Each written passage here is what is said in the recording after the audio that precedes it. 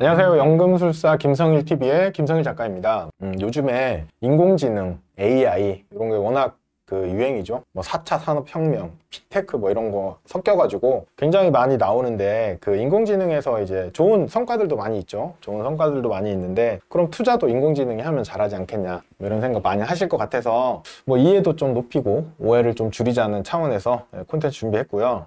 매년 1월 달이 되면 다이어트에 모두 도전하죠. 저도 이제 새롭게 다이어트 시작했습니다. 작년에 제가 이제 89kg 나가다가 80kg까지 뺐는데, 저희 이제 리치고 팀 멤버들이랑 같이 으쌰으쌰 해서 뺐는데 다시 쪘죠. 다시 쪄가지고 지금 84, 5 이렇게 왔다 갔다 하는데, 올해 새롭게 다시 도전해서 80 밑으로만 좀 내리려고 노력하고 있는데요. 다이어트를 할 때 많은 사람들이 이제 의지를 가지고 하는데, 사실은 의지가 아니라 행동 장치가 필요합니다.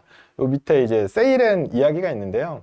그리스 로마 신화에 보면 오디세우스라는 장군이 있어요. 근데 이 사람이 세이렌이라는 섬을 지나가게 되는데, 그 세이렌 섬에 이제 요정들이 있는데, 그 요정들의 노랫소리가 너무 아름다워서 선원들이 배를 요정들이 있는 섬으로 몰아간다고 해요. 그러다가 그 밑에 있는 암초에 부딪혀서 배가 파산하고, 배가 파괴되고, 결국 죽게 되는데, 이 오디세우스가 그걸 막기 위해서 어떻게 했냐면, 선원들한테 자기 몸을 가죽끈으로 이제 돛대에 묶으라고 해요. 그리고 선원들의 길을 이제 밀랍으로 다 막게 해요. 그 해안을 지나면서 오디세우스는 그 노래를 들었지만, 물론 유혹이 돼서 이제 선원들한테 지시를 했겠죠. 저쪽으로 가자고. 근데 선원들 길을 막았으니까 원래 가던 항로대로 간 거예요. 이런 걸 보고 이제 행동 장치라고 하거든요. 자기가 그렇게 행동할 수밖에 없는 장치를 만드는 게 중요하다. 그러니까 생각보다 사람의 의지는 굉장히 약하고, 의지 총량의 법칙 이런 게 있거든요. 너무 의지력을 많이 쏟으면 금방 지쳐요. 그래서 이제 다이어트가 맨날 실패를 하는데, 그래서 이제 행동 장치가 굉장히 중요하다라는 얘기 제가 자주 드리는데, 윌리엄 번스타인, 그 현명한 자산 배분 투자자라는 책을 쓴 윌리엄 번스타인이 이런 얘기를 해요. 체중 감소와 관련하여 99.99%의 사람은 두 가지만 알면 된다. 더 적게 먹고 더 많이 움직이는 것. 근데 이 간단한 진실을 받아들이지 않고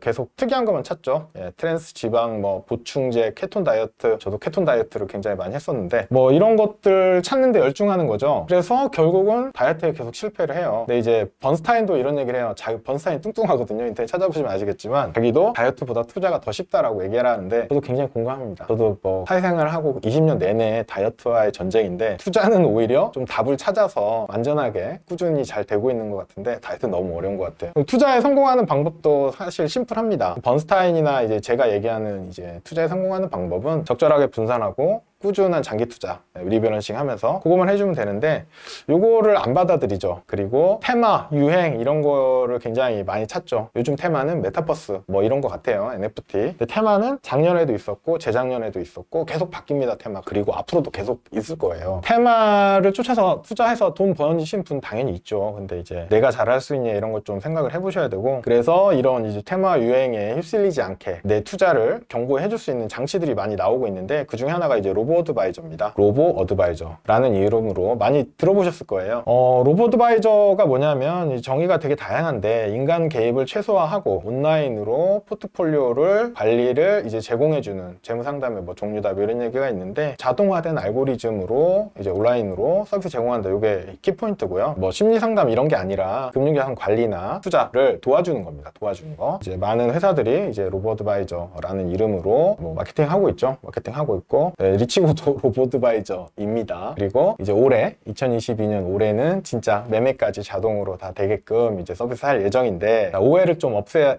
하니까 그 내용을 좀 설명드릴게요. 알파고가 이세돌 구단을 이겼죠. 2016년에. 그래서 인공지능이 엄청나게 인기를 끌었습니다. 그래서 많은 회사들이 갑자기, 그 전에 이제 로보 어드바이저는 미국에서 2008년 정도에 나왔어요. 그래서 나왔는데, 그때까지만 해도 뭐 AI나 인공지능이라는 얘기 안 썼어요. 자동화된 알고리즘이 핵심이었는데, 갑자기 인공지능이라는 수식어를 많이 쓰고 있는데, 인공지능에 대해서 이해를 조금 해야, 저희가 알고 있어야 판단이 될 것 같아요. 인공지능에는 크게 컴퓨터나 기계가 사람을 따라 하느냐, 이게 인공지능인데, 강한 인공지능이 있고 약한 인공지능이 있어요. 강한 인공지능은 저희가 터미네이터 다 보셨을 거예요. 터미네이터에 나오는 그 터미네이터가 강한 인공지능이죠. 자기가 다 알아서 판단하고 뭐 인간 이상의 엄청난 힘과 스피드와 퍼포먼스를 보여주는 그런 거고, 그리고 허라는 영화가 있어요. 그녀라는 영화가 있는데, 이 영화의 소프트웨어도 이제 뭐 음성 비서 같은 건데, 정말 사람보다 훨씬 더 훌륭해요. 그래서 이 주인공 남자가 소프트웨어한테 사랑에 빠져요.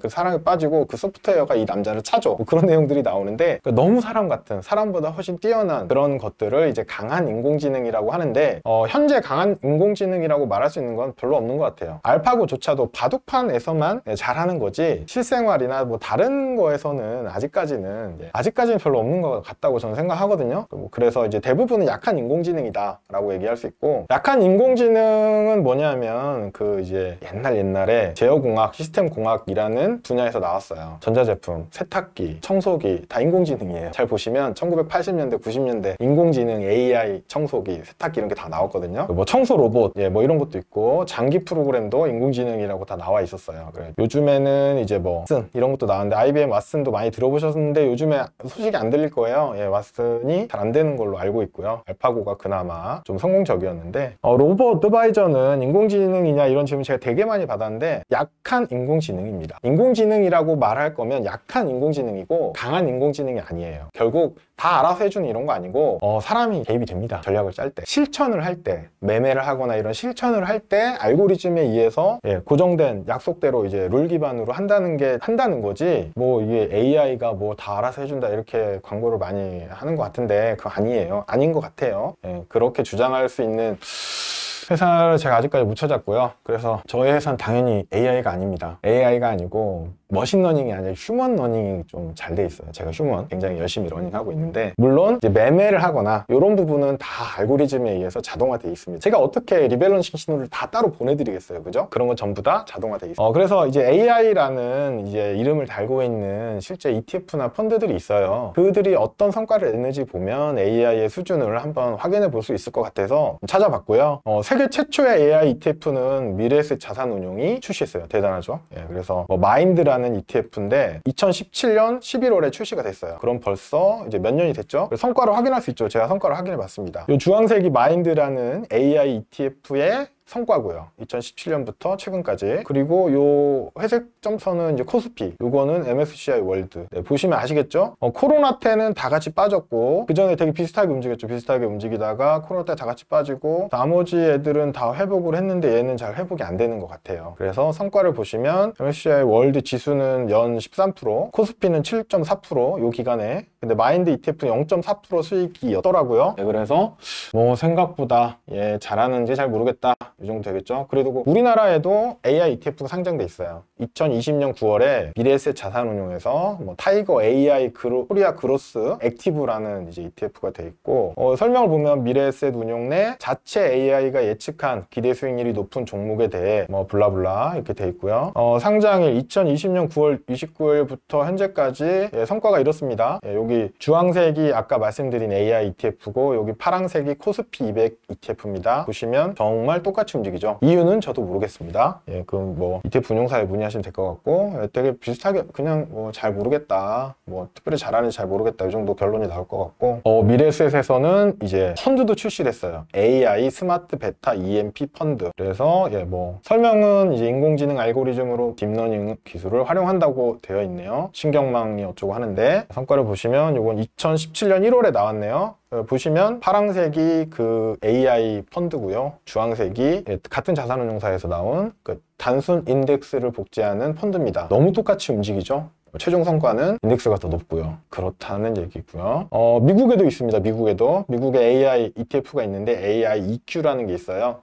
2017년 10월에 출시가 됐는데, 미국 주식을 대상으로 뭐 시세 차익 가능성이 높은 30에서 125개 주식을 선별한다라고 되어 있어요. 운용 보수는 0.8, 스파이 S&P 500 ETF보다 한 9배 크네요. 성과를 보시면 너무 똑같이 움직였다. 이유는 저도 잘 모르겠다. 너무 굉장히 비슷하게 움직이죠. 그래서 판단은 보시는 분들한테 맡기고요. 또 다른 뭐 AI ETF가 있습니다. 우리나라에 크래프트 테크놀로지라는 회사가 있어요. AI를 많이 이제 하는 회사인 것 같고요. 보시면 크게 4가지 ETF가 출시돼 있어요. 맨 위에 있는 QRFT는 미국 대형주 벤치마크로 하는 것 같고요. 두 번째 거는 이제 대형주 모멘텀 A몸 이렇게 되어 있어요. 보시면 크래프트가 2019년 5월에 나왔는데 S&P 500을 아웃퍼폼 하고 있습니다. 수익률이 더 좋아요. 요거는 대형주 모멘텀인데, 이것도 크래프트의 ETF가 제일 유사한 ETF인 MDUM보다 성과가 더 좋죠. 일단 그렇습니다. 초반에는 비슷비슷했던 것 같고, 그리고 요거 요거는 이제 배당 관련 인공지능 ETF인데 요것도 성과는 더 좋죠.